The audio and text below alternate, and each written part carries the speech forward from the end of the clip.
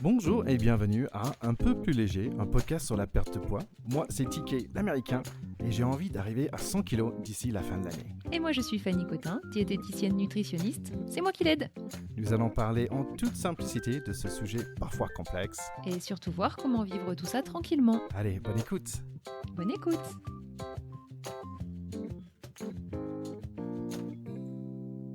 Bonjour et bienvenue à Un peu plus léger. Alors moi, c'est TK Terry Kaufman et je suis très content d'être là avec Fanny Cotin. Salut Fanny. Salut Thierry, comment tu vas aujourd'hui ? Bah écoute, très bien, je m'aime toujours. Et je trouve ça assez marrant parce que je m'aime, c'est assez difficile à dire en fait. Je t'aime, c'est facile à dire, ça sort de lèvres comme ça. I love you, c'est génial. Mais je m'aime, I love me, c'est un peu plus difficile. I love myself, c'est plus difficile à dire bizarrement. Ah ouais, mais attends, c'est une super réponse à comment ça va, j'adore. Et en fait, j'ai pensé, on devrait faire, parce que c'est facile de se parler mal, mais c'est parfois difficile de se parler bien. Et je disais, bah tiens, ça peut être une bonne idée pour un autre épisode un jour. Oui, et d'autant plus que j'ai lu et entendu déjà plusieurs fois que le fait de se parler à haute voix en se disant des choses positives, ça a un réel impact sur les connexions au niveau du cerveau et que c'est ultra positif, quoi. En fait, en anglais, on dit, il faut pas parler dans le futur. I will do this, c'est I am doing it, c'est que je suis en train de le faire. Et c'est un peu le même esprit aussi. Bon, c'est pas le sujet d'aujourd'hui, mais hey, bonne nouvelle, tu sais quoi ? Non. J'ai perdu 4 kilos cette semaine. 4 kilos cette semaine ? Ouais. Truc de dingue. Tu sais pourquoi ? Non. J'étais malade. Juste un petit rhume, un peu de fièvre, j'avais pas faim et finalement j'ai perdu 4 kilos. Ok. Bon, bah, et là, tu te sens comment, du coup ? Non, plutôt bien, tout est Ouais. fini, c'est bon, j'ai pris du Doliprane, machin, c'est passé. Mais c'était juste marrant parce qu'on parlait beaucoup de cette idée de relation avec le poids, Et en fait, c'est marrant parce que je me suis mis sur la balance et je disais, dans mon corps, je ne le sens pas, les moins de 4 kilos, parce qu'en fait, je ne me sentais pas bien de tout. Donc j'ai triché, en fait, parce que, ouais, pas de sport pendant une semaine, mais en même temps, ce qui était bien, c'est que j'ai pas beaucoup mangé. Donc, tu vas pas très bien, tu manges pas trop non plus.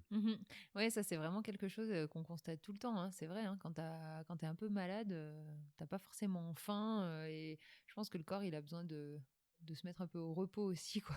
Ouais, donc j'ai bien dormi Bon. aussi. Bah, Mais super. Mais c'est pas le sujet d'aujourd'hui. C'est quoi le sujet d'aujourd'hui ? Alors, aujourd'hui, le sujet, c'est courir. Exactement. On est des spécialistes dans ça, non ? Oui, complètement, hein. On est un peu des spécialistes de tout.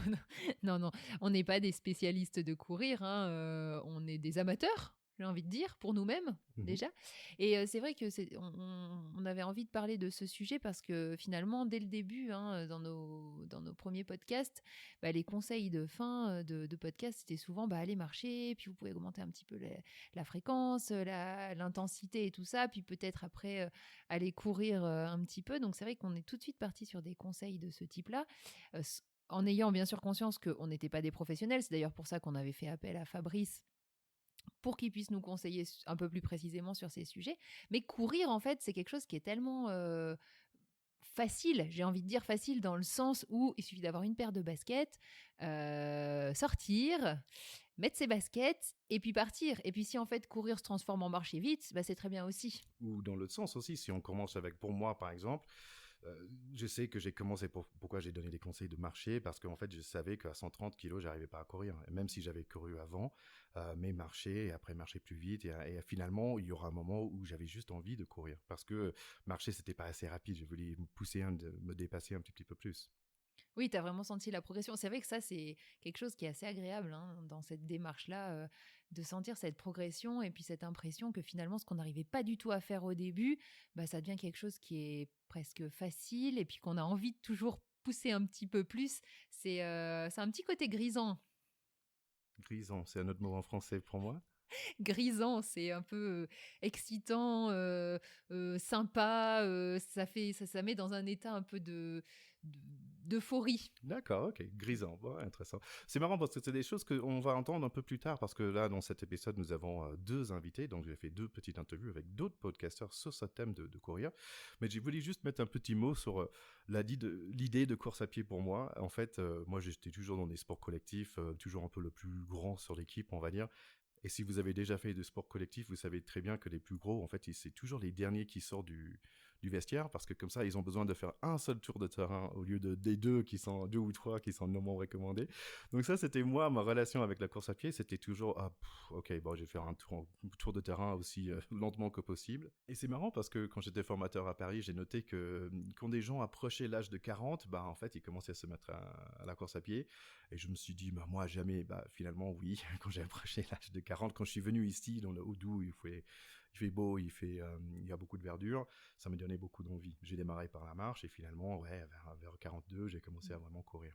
Oui, et puis en plus, c'est vrai que dans des régions comme chez nous, où même s'il y a quand même des clubs, c'est souvent quand même orienté enfants et que pour les adultes, il n'y a pas forcément beaucoup d'activités, notamment de sport co, etc. Bah, la marche, la course, ça reste vraiment quelque chose qui est hyper accessible en termes d'activité. Donc c'est top. Oui, c'est vrai que la course à pied, c'est assez accessible. Et pour moi, c'était super important dans ma première, on va dire, perte de poids, où j'arrivais à 105 kilos. C'était vraiment aussi grâce à la course à pied. À ce moment-là, en fait, bah, je suis fan de podcast et je voulais trouver un podcast par rapport à la course à pied. Et j'ai tombé sur un podcast de Red One. Donc, et quand j'ai voulu faire une interview avec quelqu'un par rapport à la course à pied, j'ai pensé tout de suite à lui. Vous allez voir tout de suite pourquoi aussi.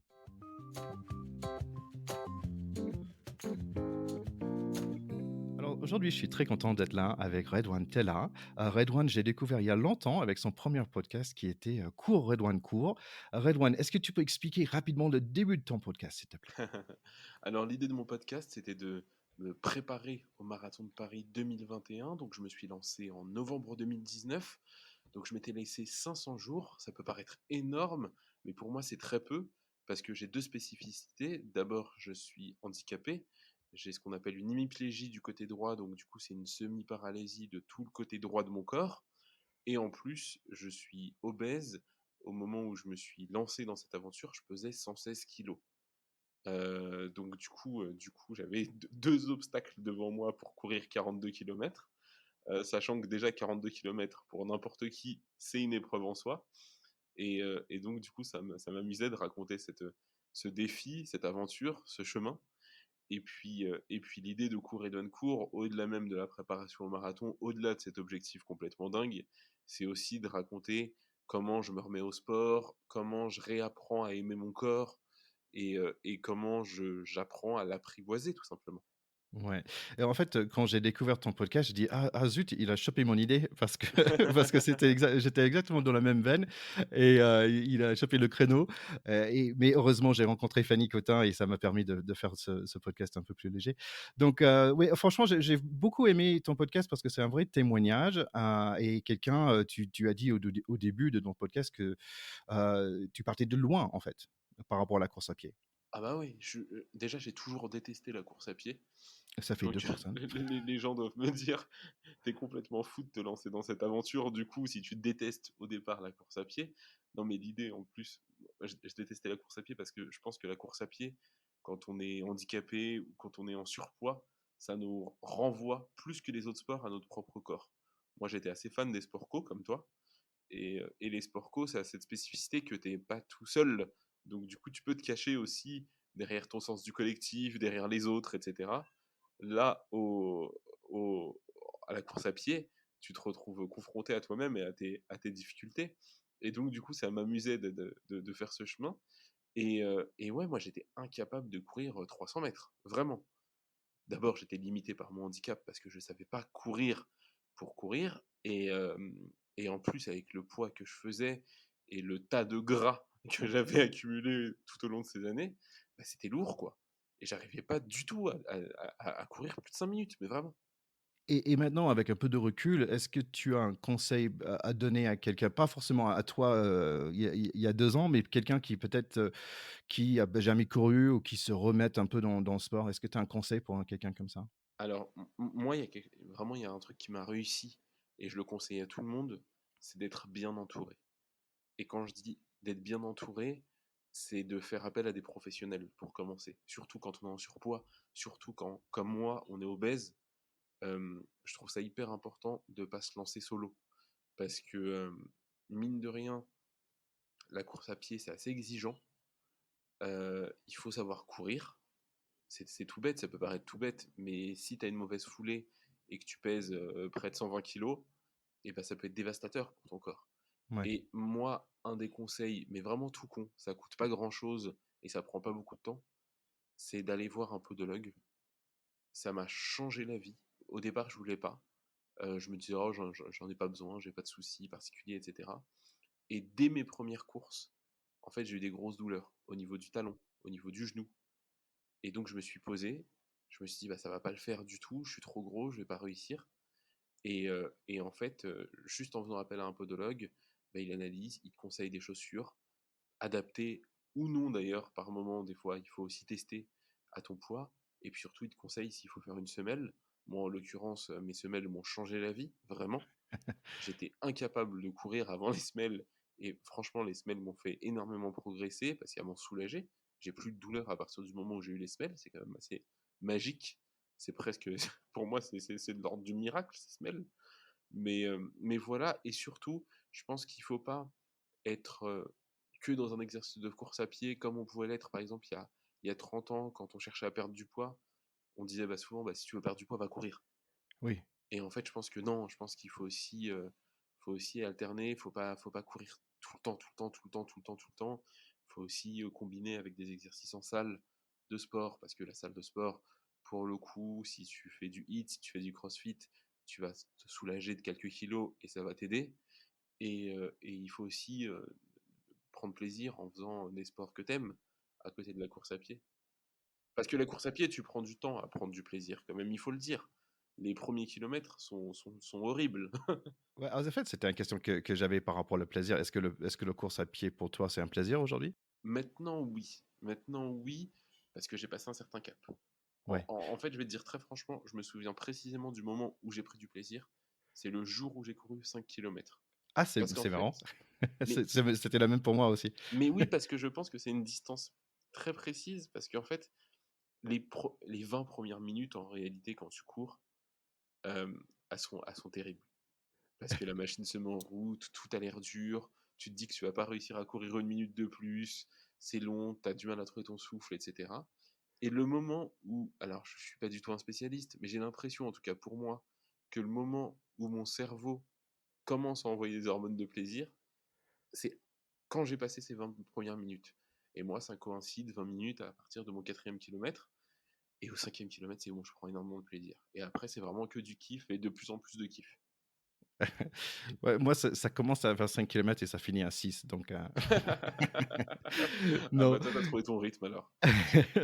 Écoute, je sais un peu comme toi dans le sens que la perte de poids et la course en général, mais on a eu tous eu des hauts et des bas. Comment est-ce que toi, tu t'en sors de tes moments bas, tes moments difficiles? Alors, c'est assez drôle parce que là, je suis dans un moment de très bas. Parce que j'ai eu des problèmes de santé en janvier dernier.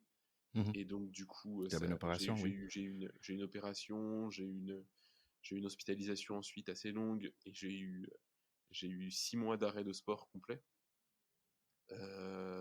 Et là, pour le coup, je suis en reprise encore. Je suis en reprise parce que j'ai encore des douleurs, etc. Et donc, moi, je sais pas si c'est pareil pour toi, mais je me suis rendu compte d'un truc, c'est assez dingue, c'est que quand je ne performe pas, je me relâche surtout. Ça veut dire, quand je vais pas faire mon 10 km hebdomadaire, et bah, je vais avoir beaucoup plus de facilité à manger de la merde. Ah. Et donc, du coup, je rentre dans un cercle vicieux. Et, euh, et c'est un peu compliqué de sortir de ce cercle pour moi, encore aujourd'hui, parce que à chaque fois, je culpabilise énormément. Je pense que je suis une merde, je me dis que j'y arriverai jamais, que je suis dégueulasse, que je devrais pas faire ça. Je me culpabilise énormément. J'ai pas encore trouvé le bon tips pour essayer de me sortir de ce cercle vicieux, mais je compte sur toi. Bah, écoute, c'est marrant, moi, je compte sur Fanny, en fait, qui m'accompagne dans ce parcours parce que je pense qu'avec elle, j'ai beaucoup appris de prendre un peu de distance, d'accepter, OK, bah, tiens, je suis là, aujourd'hui, je suis là. C'est pas parce que hier, c'était une mauvaise journée que demain doit Mm. être le même. Que, OK, moi, j'ai passé un été difficile aussi récemment et pour me ressortir, bah, il fallait juste dire, OK, c'est pas grave, j'ai repris 3-4 kilos, c'est pas la fin du monde. Allez, on y va. Et ouais, c'est pas évident, mais c'est quelque chose que pour moi, j'ai découvert vraiment en discutant avec Fanny. En parlant en fait, on a quelque chose en commun tous les deux. On est dans un rôle de témoin, je trouve, et Mmh. on partage notre parcours, notre vie. Et qu'est-ce que ça te fait toi? Quel est l'effet toi qu'est-ce que ça t'apporte d'avoir ce podcast? Ça me fait énormément de bien et notamment pour le coup sur la partie handicap. Parce que pendant très longtemps, et je l'ai souvent dit, j'avais du mal à me considérer comme m'étant handicapé. Je me mentais à moi-même et le fait de mettre des mots et de m'exposer, de me mettre à nu véritablement devant les auditeurs, ça m'a aidé à m'accepter moi-même, à accepter mon corps, etc. Et puis, je pense que le fait, d'ailleurs, je le conseille même aux gens qui font pas de podcast, je pense que c'est assez sain quand on est dans un tel projet, quand on est dans un projet de remise en forme, etc., de tenir un carnet de bord. Et en Oui, l'occurrence, nous, nos carnets de bord, bah, c'est nos podcasts. il y a Mais des gens qui écoutent. il y a des gens qui écoutent. Mais je pense que tu peux aussi le faire sous forme de notes vocales que tu envoies à tes potes ou pas, dans la forme d'un petit carnet, etc. Parce que je pense que c'est hyper important de verbaliser ce que tu es en train de faire, de mettre des mots sur ce que tu es en train de faire. Parce que ça te permet de prendre conscience à la fois de tes difficultés, de tes performances, de tes limites, mais aussi du chemin parcouru.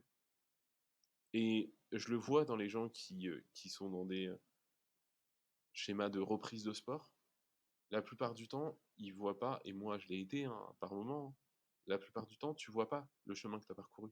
Tu es toujours frustré parce que le sport, c'est ça, c'est une course vers un idéal que tu n'atteindras jamais.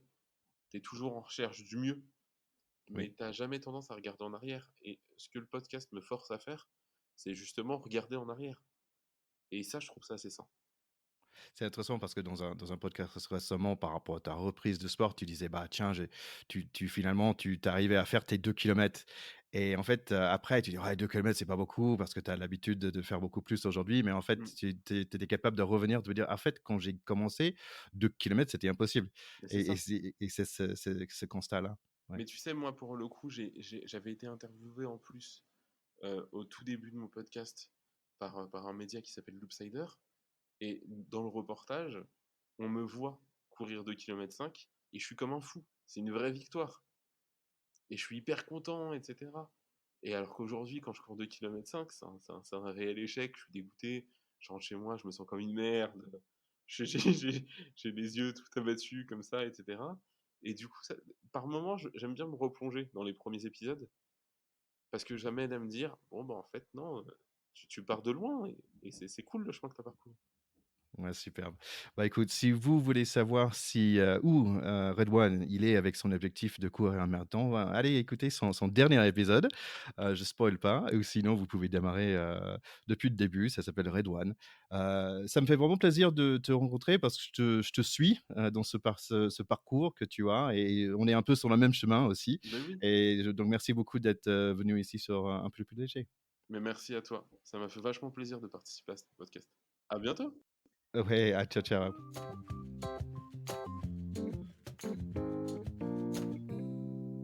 Donc super ce Red One, ça m'a fait beaucoup de bien de parler avec lui en fait, parce qu'on est tous les deux sur un certain chemin, je suis pas toute seule, nos objectifs sont un peu différents, mais on est là ensemble, on va vers l'avant. Donc ça m'a fait vraiment plaisir de passer ce moment avec lui. Allez le soutenir, allez abonner sur son podcast Red One, allez sur Instagram, sur Twitter, et il est là, il est présent.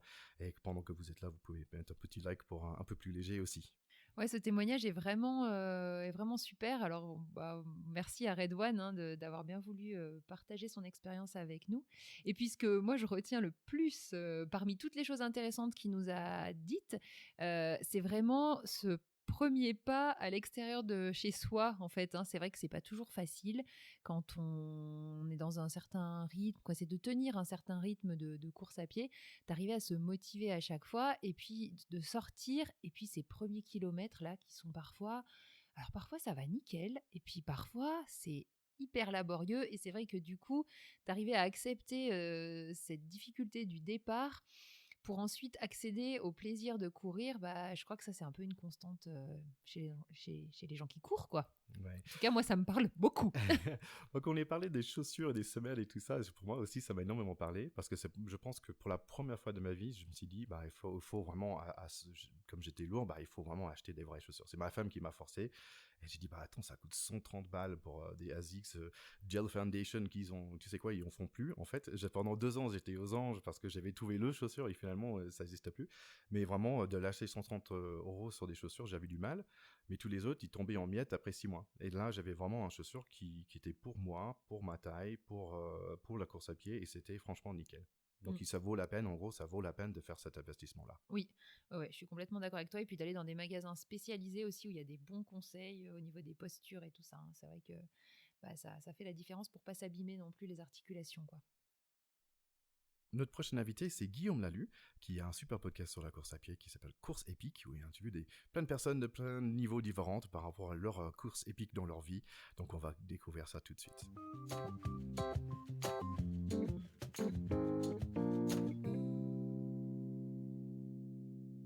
Alors, je suis très content d'être là avec Guillaume Lalu, qui a créé le podcast qui s'appelle Course épique. Merci d'être là avec nous, Guillaume. C'est un plaisir. Merci beaucoup de me recevoir, Thierry.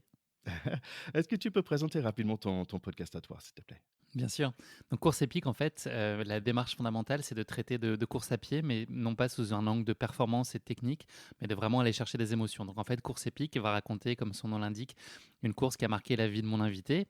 Et la particularité, c'est que mon invité peut être à la fois un athlète élite, donc qui gravit les sommets et en haut de la marche du podium, la plus haute marche du podium de l'UTMB, comme mon voisin de palier qui, pour X ou Y raison, va un jour vivre une course qui va le marquer durablement sa vie, donc pour des raisons sportives, mais pas que, de santé, de se prouver des choses, d'accomplir en tout cas une course qui va être indélébile. Donc voilà, donc c'est vraiment dans Course épique, on va s'attacher à suivre sa démarche et puis on va se concentrer pendant à peu près 1 heure sur le suivre pas à pas dans cette course et voir en quoi elle a bouleversé sa vie, donc que ce soit un athlète élite ou amateur. Ouais, donc c'est un recherche d'émotion et aussi un vraie histoire. Moi j'aime beaucoup on va dire les idées qui en sortent. Est-ce que, moi je trouve en ce moment que le course à pied, peut-être parce que où j'habite aussi, j'habite dans le Haut-Doubs, il y avait très récemment le trail de Jura et tout ça. Je trouve que le course à pied en ce moment c'est assez médiatisé. Je vois qu'il y a beaucoup de magazines sur la course à pied. Il y a pas mal de podcasts hein, aussi. Mhm. Et est-ce que c'est un peu à la mode en ce moment ou est-ce que c'était toujours? J'ai l'impression que la course à pied est quand même ancrée durablement dans les usages, mais c'est vrai qu'il y a un boom et le nombre de pratiquants n'a cessé d'augmenter. Même là, pendant la période de confinement, le nombre de pratiquants a augmenté de 1 million sur la seule année dernière. Et c'est vrai que c'est un sport refuge assez facile, hein. Moi-même, pour l'avoir vécu, je préférais largement, quand j'étais plus jeune, aller courir derrière un ballon et sortir, enfin faire une virée avec des potes pour faire du sport. Passé un certain âge, c'est le moyen le plus simple de pratiquer du sport sans être dépendant de grand-chose. C'est d'enfiler ses baskets et de descendre en bas de chez soi et puis de se lancer. Donc, je pense que pour toutes ces raisons-là, c'est aussi c'est très facile d'accès. Et puis, je pense qu'il y a quand même aussi une prise de conscience de la société, de la nécessité de se tenir en forme et d'être attentif voilà, à sa forme physique et que c'est un des sports qui est les plus accessibles pour le faire. Donc j'entends 2 choses parce que ma question suivante, c'est pourquoi est-ce qu'on court finalement? Et j'entends que, OK, c'est pratique, je mets mes baskets et je sors. J'entends, bah, il faut se mettre en forme et se tenir en forme et courir, ça sert à ça. Mais pour toi, pourquoi on court? C'est avant tout et sans surprise, enfin, voilà, le plaisir, les endorphines, ce que ça peut créer, c'est aussi très structurant dans ma vie. Et à la fois donc dans la pratique du quotidien, mais j'aime bien aussi organiser et structurer mes années avec quelques courses qui sont des rendez-vous et qui sont un peu des grands-messes sur lesquels moi je m'organise pendant 3 mois, où je vais préparer une course, où je vais être assez scolaire dans mon approche avec un programme très précis et je vais essayer de m'y tenir parce que je pense que c'est une façon pour moi de me rassurer et de me dire que j'ai tout fait pour que le jour J ça se passe bien. Alors je précise, moi je suis pas du tout un athlète hors du commun. Je fais des courses tout à fait ordinaires, donc voilà, je suis vraiment dans la peau de l'amateur. Tu fais quoi comme course en fait? Alors il m'est arrivé de faire des marathons et je fais des trails, qui est une discipline que j'aime de plus en plus et sur lequel je fais jusqu'à 40 à 50 km. Mais tu vois, j'ai fait un 10 km la semaine dernière, j'ai pris beaucoup de plaisir. Enfin, j'ai vraiment, je suis pas, j'ai jamais fait d'ultra par exemple, et je sais pas si je serais en capacité d'en faire un jour. J'ai un doute là-dessus. Et puis peut-être que c'est bien de pas faire des ultras, c'est pas une finalité de toute façon. Mais donc voilà, en tout cas, moi je sais que ça m'aide aussi à me structurer dans ma vie personnel d'avoir à la fois cet apport, ce bénéfice physique, mais aussi cette idée d'avoir des rendez-vous sur lesquels moi je m'organise pour être en forme. C'est un bon prétexte et pour moi une espèce de figure imposée pour aussi me tenir en forme et me sentir alerte physiquement parce qu'on a aussi ce bénéfice-là de se sentir juste bien dans ses pompes en fait. Et on le voit au fil des semaines, donc c'est à la fois parfois très ingrat parce que quand on décroche un peu, on a l'impression qu'on perd le fil très vite, mais à l'inverse c'est très gratifiant parce que je trouve que voilà, dès qu'on s'y remet et qu'on est en quête de plaisir et qu'on y va un peu plus régulièrement et que parfois on pousse un tout petit peu plus loin que ce qu'on a l'habitude de faire, bah finalement on voit très vite des bénéfices et ça c'est hyper enthousiasmant et ça, voilà, ça c'est très gratifiant, donc ça te donne évidemment plein de bonnes raisons de continuer. Ok, et donc j'entends une idée de dépassement de soi, j'aimerais bien revenir après. Mais j'entends aussi que ça devient un métronome pour l'année, c'est un structure, ça te permet de dire, ah oui, donc j'ai ça comme grand objectif, donc il faut que je travaille vers cet objectif-là, et donc cette structuration, ça t'aide à garder la cape, on va dire. Et aussi que tu apprends toi-même à mieux connaître ton corps, on dirait, tiens, là, j'étais plutôt en forme ou pas, ou pourquoi, et t'es un peu en rendez-vous, on va dire, avec ton corps, dans un sens. Exactement, ouais, ouais, c'est tout à fait ça. Et par contre, en revanche, ce qui est étonnant, c'est que on peut parfois avoir mis toutes les conditions, aligner les astres parfaitement, enfin, en tout cas penser l'avoir fait, et puis que finalement, enfin, la course se passe quand même rarement exactement comme on l'avait prévu, quelle que soit la distance. Donc, il peut y avoir des très bonnes surprises. Parfois, on comprend pas pourquoi on court très bien alors qu'on a mal dormi, qu'on a un peu fait des excès, ou que, enfin, il y a pas de raison rationnelle pour que la course se passe bien et puis elle se passe divinement. Et puis des jours où c'est les mauvais jours alors qu'on a tout fait pour. Donc il y a malgré tout cette part d'incertitude que moi j'essaie de limiter au maximum, et la préparation m'aide à avoir plus confiance, en tout cas à limiter la part d'imprévu, c'est ce que je me dis. Mais voilà, on ne sait jamais exactement comment ça va se passer, et c'est ça qui est aussi très chouette, hein. Quand on voit à très haut niveau, il y a quand même beaucoup d'abandon sur des courses. Enfin, il y a toujours, voilà, ça se passe rarement comme on l'avait imaginé, même sur des distances qui ne sont pas des distances sur plusieurs dizaines d'heures de course, même sur des formats assez courts. Voilà, le corps nous surprend un peu tous les jours, je trouve. Bah, ça m'intrigue parce que j'ai jamais fait un course, même un 10 km ou un 5 km en fait. Donc ça m'intrigue pour l'année prochaine. Est-ce que je dois mettre ça dans mon planning? Ça peut être intéressant à creuser. Est-ce que tu as un conseil alors à donner à quelqu'un qui est un peu comme moi, qui est nouveau à la course à pied ou qui va, on va dire, qui reprenne? Est-ce que tu as un petit conseil à lui donner? Ouais, moi, je pense qu'il y a trois choses. Il faut être très. Enfin, les deux premiers sont assez liés d'ailleurs. Il faut être très progressif dans son effort. C'est-à-dire, il ne faut pas partir trop vite. Il y a une banalisation assez importante de l'ultra-performance aujourd'hui. On a l'impression que c'est un standard de courir un marathon, sans parler des ultras, etc. C'est devenu une espèce de norme. La réalité, c'est que ça prend beaucoup de temps. J'en parlais avec l'entraîneur de l'équipe de France de trail il y a 2 semaines. Lui expliquait que voilà, il avait mis plus de 4 ans à monter sur des distances de 80 km, c'est beaucoup, hein. Je veux dire, ça ne s'improvise pas du jour au lendemain, c'est quelque chose qu'il faut y aller par étapes. Et il faut surtout jamais oublier qu'on est là pour prendre du plaisir. Donc il y a cette notion de challenge qui est très personnelle, mais avant tout, c'est le plaisir qui doit primer. Donc voilà, donc il y a cette idée de progressivité. Il y a plein de courses, il y a des formats de 5 km, il y a des formats de 10 km. Donc moi, je sais que ça marche chez moi d'avoir ces rendez-vous-là, et je trouve que c'est chouette de se donner les moyens d'aller atteindre ces objectifs-là. Mais moi, évidemment, j'aurais envie de dire à tout le monde d'essayer, en tout cas, de se donner cette opportunité-là. À côté de ça, le corollaire à ça, c'est cette idée d'accepter ses failles, en fait. C'est-à-dire que y a des moments où on aura moins envie d'y aller le matin. Dans la course, on va peut-être pas réussir une fois, enfin, où il y a peut-être des choses qui vont pas se passer exactement comme on va l'imaginer. Ça arrive, puis ça marchera mieux la fois d'après. C'est ce que je racontais tout à l'heure, la dimension assez imprévisible. Voilà, finalement, il faut aussi s'écouter et être indulgent avec soi-même, voilà, pour pouvoir continuer à avancer. Et puis, peut-être ça boucle la boucle avec ce que je te disais en début de nos échanges, mais c'est cette notion d'inspiration aussi. C'est ça, je pense, qui est important, c'est d'aller chercher des sources d'inspiration au plus profond de soi, mais aussi à travers les autres, à travers des belles histoires qui vont nous donner envie de déclencher le passage à l'action avec tous les bénéfices que ça peut comporter. Et donc voilà, donc c'est ce que moi j'aime faire dans Course Épique, et c'est le plus beau message que je peux recevoir, c'est des gens qui me disent, ça y est, ça faisait 5 ans que j'ai arrêté, j'ai écouté tel athlète qui m'a raconté cette histoire, ça m'a fait vibrer. Bah, j'ai eu qu'une envie, c'est d'y aller aussi. Voilà, je pense qu'il y a plein de gens qui écoutent le podcast, aussi mon podcast, pendant qu'ils courent. Et je sais que c'est une source de motivation pour eux. Tu vois, là, quand eux sont parfois en difficulté, se demandent pourquoi ils sont là, quand ils écoutent d'autres personnes partager à cet instant même leur histoire incroyable à eux, je pense que ça les motive à aller plus loin. Donc je pense que voilà, il y a aussi cette idée d'inspiration que je trouve vraiment chouette. Et puis il faut juste y aller, je pense. Il y a pas de, on regrette jamais d'y être allé en fait. Voilà, Ouais, même ouais, s'il y c'est a toutes les parfois. conditions, il fait pas beau, c'est la pleine nuit, on est en février, on a une sale semaine de travail. Il y a toutes les bonnes raisons pour pas y aller. Et si on veut pas y aller, c'est correct aussi. Mais voilà, je pense qu'on a jamais de regret en fait d'y être allé. Ouais, c'est étonnant, mais c'est vraiment vrai. On est toujours content qu'on a fait nos petits 5 kilomètres, ça nous fait du bien, ça change des idées. Je reviens sur deux choses que j'ai entendues, cette idée de progressive. Et en fait, c'est vraiment ça fait vraiment des liens avec ce que j'apprends par rapport à la perte de poids. Bah, bien sûr, c'est progressif. Et ça sectait aussi de dire, OK, bah, je fais petit, petit bout par petit bout et j'accepte où je suis ce jour-là et je continue par la suite. Donc superbe. En parlant de ces histoires qui sont super motivantes, toi, tu as presque 50 épisodes maintenant avec des interviews intéressantes, avec des histoires en commun. Qu'est-ce que tu as appris de tous ces coureurs? Donne-nous un petit truc que tu as appris de ces personnes-là, de tes interviews.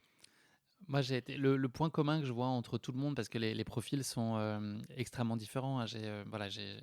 J'ai interrogé des athlètes qui sont en surpoids, tu vois, qui font des marathons en 6 heures. J'ai des athlètes de très haut niveau qui ont gagné l'UTMB. J'ai des anonymes. Ils ont tous le point commun, et ce sera peut-être pas une surprise, mais une volonté hallucinante. Et finalement, une espèce de forme de confiance dans ce qu'ils font et de leur capacité malgré tout, même si le contexte n'est pas favorable, etc. Je trouve que tous, ils ont des ressources mentales qui sont hallucinantes, et ils ont des niveaux, des degrés divers de capacité, en tout cas de compétences physiques qu'ils ont développées ou sur lesquelles ils ont un talent naturel. Mais par contre, ils ont ce point commun d'avoir un mental de guerrier, quoi, de jamais rien lâcher. Et à nouveau, et c'est ce qui est beau dans la course à pied, c'est que le mental de guerrier, ça s'applique à finir son premier 5 km, comme finir une course de 800 km dans le Yukon au milieu de la neige. C'est la même chose, et c'est ce qui, moi, me transporte dans ce sport aussi. C'est euh, poste-toi une ligne d'arrivée. Enfin, tu l'as fait ce week-end, tu as pu aller voir la course à côté de chez toi. Tu regardes les gens sur la ligne d'arrivée. Du premier au dernier, en fait, ils ont tous gagné la course. Et ça, je ne vois pas d'autres sports que la course à pied, en fait, dans lesquels ça peut exister, ce sentiment-là, parce que chacun a atteint son Graal avec ses propres moyens. Donc voilà, moi, je pense que tout ça, c'est drivé par le mental. Et puis, voilà, une espèce de volonté de dépassement ou d'accomplissement qui prend le pas un peu sur tout le reste, et qui, je pense, décomplexe aussi complètement le physique dans l'instant, parce que voilà, notamment en compétition, je pense qu'il y a une espèce d'émulation, un cran plus haut d'émulation, qui fait qu'on pousse le curseur un tout petit peu plus loin que ce qu'on pourrait faire habituellement. Donc voilà, donc je pense que c'est ça, pour moi, c'est ça le lien entre tous ces invités. Donc, j'entends cette idée de dépassement de soi et mental de guerrier. Et je trouve que bon, ça, c'est un tel histoire, c'est un autre épisode. En fait, faut que tu reviennes, qu'on parle de ça, parce que je Avec trouve ça plaisir. intéressant dans tous les sports. Parce que au rugby, il y a la même chose. C'est que le mec qui va au milieu de tout le monde, mais qui réussit à ressortir avec le ballon dans ses mains, je trouve ça vraiment magnifique. Et c'est la même chose, c'est ce mental de guerrier. Et je trouve que ce qui, pour moi, hein, je parle juste pour moi, ce qui est intéressant dans la course à pied, c'est ce dépassement de soi. Il est assez facile à mesurer. Et peut-être la première fois, c'est 1 kilomètre, et peut-être la deuxième fois, c'est 2. Et on a ces petits marqueurs. Et après, de dire, tiens, j'ai fait 5 kilomètres, et c'est 5 kilomètres pour moi. C'est quelque chose, ça veut dire quelque chose. Et même 10, j'ai fait 10 quelques fois dans ma vie, mais chaque fois je dis, ah waouh, quand même, j'ai fait 10 kilomètres, c'est un truc de fou. Ouais, il faut être satisfait. Et moi, je le fais pas beaucoup, mais je pense qu'il faut aussi accepter de partir sans montre, sans rien. Mhm. Tu pars et puis tu fais à la sensation. Et puis peut-être que tu auras fait 3, peut-être que tu auras fait 7, tu sauras peut-être jamais, et peu importe. Mais c'est aussi chouette d'avoir ces. Ouais, on a tendance à beaucoup mesurer aussi, à une espèce de soi-même d'observation très, très fine de ses capacités, de ses progressions. Je pense qu'il y a des séances de lâcher prise qui sont super importantes aussi. Moi, je suis pas très bon là-dedans, parce que ce que je racontais tout à l'heure, je suis assez scolaire notamment la gestion de mes programmes de préparation de course. mais j'ai repris le goût cet été, tu vois, de juste partir en me disant, c'est pas grave. Là, mon programme, il me disait pas de faire ça aujourd'hui, mais c'est juste ce qui me fait plaisir, c'est d'aller courir 45 minutes avec un pote sur le bord de la plage. Et je vais le faire, c'est pas grave, je vais faire 1h10 à faire du fractionné, et ce sera ça. Et puis c'est très bien. Donc je pense qu'il faut aussi à nouveau être assez indulgent et puis voilà, pas perdre cette notion de plaisir et, euh, et accepter de ne pas toujours repousser un cran plus loin. Te dire aussi, aujourd'hui, je vais juste y aller euh, de façon voilà, au feeling, quoi. Parfait. Donc, je vous conseille, nos chers auditeurs, nos chers écouteurs, comme j'aime bien le dire, d'aller chercher Course épique, le podcast de Guillaume Lalue. Guillaume, merci beaucoup d'être là avec nous. Merci infiniment pour ton invitation, Thierry. À bientôt. Allez, ciao, ciao. Ciao.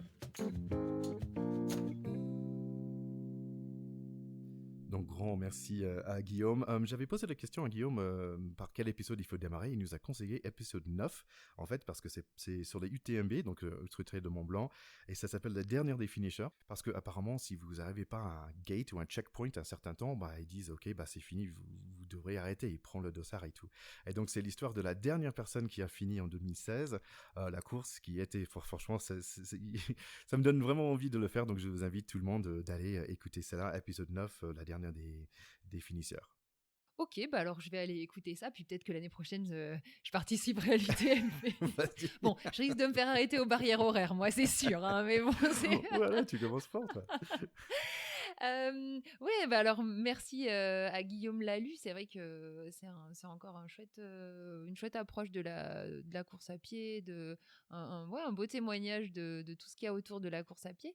Ce que je vais retenir, encore une fois, finalement, hein, qu'on retrouve dans les deux interviews qu'on a eues, c'est toujours ce côté, allez, à un moment, faut y aller, quoi. Enfin, si on en a envie, oui, il faut y aller, c'est pas toujours facile, le premier pas, le premier kilomètre, mais qu'il fasse beau, qu'il fasse pas beau, c'est vrai que d'arriver à se lancer dans l'action, c'est super important.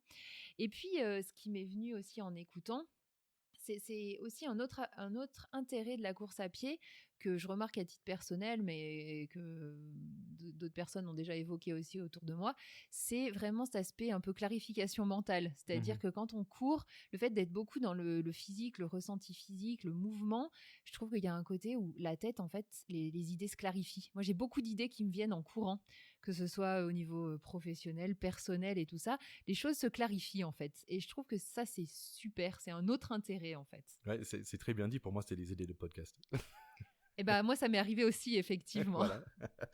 Moi, j'avais un autre truc à ajouter là-dessus, c'est cette idée de progressive et à distance, l'idée que la distance soit mesurable. Mais pour moi, par exemple, la distance au début, c'était 1,7 km, parce que j'ai un petit tour de chez moi qui fait 1,7 km.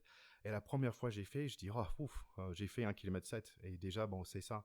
Et après, en fait, j'ai noté que j'avais du mal à refaire essayer le deuxième tour, parce que je disais à moi-même, et si tu réussis pas? Et après, je me suis dit, mais attends, mais personne sait, on s'en fout si je réussis pas. Même si j'ai fait un tour et demi, c'est mieux que juste un tour. Et donc, c'était bizarre parce que je me auto-limitais, en fait, quelque part, parce que je disais, ah oui, si j'arrive pas à faire le deuxième tour, donc je commence pas. C'est quoi ce truc? Et donc, je me suis dit, en fait, vraiment, je me suis poussé pour dire, ok, allez faire le deuxième tour de 1,7 km, donc ça commence à être 3,5 km. Tu fais le troisième tour, là, tu commences dans les 5 km, et voilà. Donc, pour moi, quand je marche, je prends pas un chemin. Normalement, je marche et je me laisse mes pieds me guider, on va dire. Et j'ai fini perdu dans les bois. Non. Mais avec la course à pied, l'histoire d'avoir quelque chose fixe, de savoir, ok, ça, j'ai fait un tour, c'est 1,7 km. Si j'ai fait 2 tours, c'est ça. Si j'ai fait 3 tours, c'est ça. Tiens, je vais essayer de faire 4 tours aujourd'hui. Ça m'a beaucoup aidé dans ma course à pied. Oui, pour moi, ce que tu expliques, je le traduis par avoir une application. Hein. Moi, je sais que j'ai une application qui mesure un peu le temps, la distance que je fais, et je trouve que ça aide bien, à se tenir, puis à savoir un peu où on en est. Maintenant, j'entends bien ce que dit Guillaume aussi, ce côté lâcher prise et puis faire aux sensations, ça peut être sympa aussi, à tester, quoi. Bon, là, c'est vrai qu'on a beaucoup parlé de course à pied, c'était un petit peu le thème en même temps. Mais je pense que c'est quand même important de dire que voilà, c'est une approche du sport, c'est une approche qui nous a parlé à tous les deux, qui toi est ton fil conducteur depuis longtemps, donc c'est une porte d'entrée vers le sport. Maintenant, il y a plein de manières de faire du sport, de bouger, il n'y a aucune obligation de courir, ça peut être toute activité est bonne. Et puis, notamment les sport co, hein, Redouane en a parlé à un moment. Les sport co, ça peut être vraiment quelque chose qui a une autre dynamique en fait, mais qui permet de bouger, où il y a plus l'aspect social, relation et tout ça. Si c'est ça qui vous parle plus, c'est bien quoi. Et puis, je pense que tu es bien placé pour témoigner là-dessus, Thierry, non? C'est vrai, j'ai joué pas mal de sport co et aussi c'est vrai que j'ai un autre podcast qui s'appelle Pack de potes, c'est un podcast sur le rugby, donc si vous êtes fan de ça, n'hésitez pas. En fait, ça m'a manqué le rugby, donc j'ai pris mes amis de rugby, on a décidé de faire un podcast ensemble sur ce sport qu'on aime tous. Donc voilà, ça s'appelle Pack de potes, vous pouvez découvrir ça pendant que vous êtes en train de découvrir Redouane et Course Épique. Bon, je pense qu'on a déjà dit, le petit grain d'aujourd'hui, c'était vraiment d'essayer, de sortir. Et si vous pouvez commencer avec la marche et après essayer de passer au courir un petit peu et voir où ça vous ramène. C'est pour ça qu'on voulait faire cet épisode, c'est d'ouvrir la porte. On voulait juste dire et montrer que c'est faisable, c'est possible. Ouais, exactement. Et du coup, pour aller courir en musique, t'as quelque chose à Ah bah, nous j'ai un proposer super ou truc. pas? Franchement, ça fait carrément 1 an que j'attends de donner ce conseil-là. En fait, ça s'appelle LCD Sound System. Et c'est un genre de groupe que si vous ne connaissez pas, vous allez découvrir. J'ai comment j'ai pas entendu ça avant. Franchement, magnifique. Et c'est, on va dire, du electro rock punk. On va le dire comme ça. C'est un truc superbe. Et pour courir, en fait, ils ont un album qui s'appelle 45-33. Et en fait, c'est un remix de leur chanson qui est vraiment pile poil pour courir 45 minutes.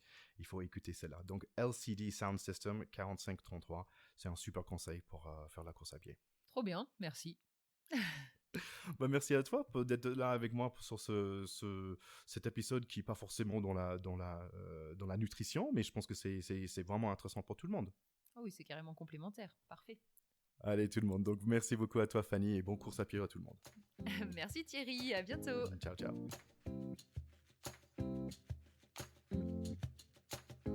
Merci d'avoir écouté cet épisode. On espère que ça vous a bien plu. Retrouvez-nous sur Instagram, un peu plus léger pod, et partagez.